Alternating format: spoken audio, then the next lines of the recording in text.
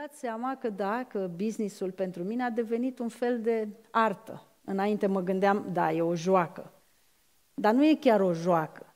Este un fel de artă, adică nu mă interesează atât de mult rezultatul material, care, și când nu te interesează dacă arta e bună, există public și există cumpărători, deci ea vine oricum. Dacă faci un lucru bun. Dacă faci un lucru bun, recompensa materială vine oricum. Pentru că oamenii au nevoie de lucruri bune. Eu asta am învățat. Și asta am învățat lucrând zi de zi la Musette. Și netrecând peste acest concept de a face un lucru bun. Asta ne-a interesat în primul rând. Și asta era menirea noastră. Nu să facem bani. Aveam moduri de a face bani mult mai ușor, mult mai repede, dar nu ne reprezentau pe noi acei bani. Nu erau pentru noi.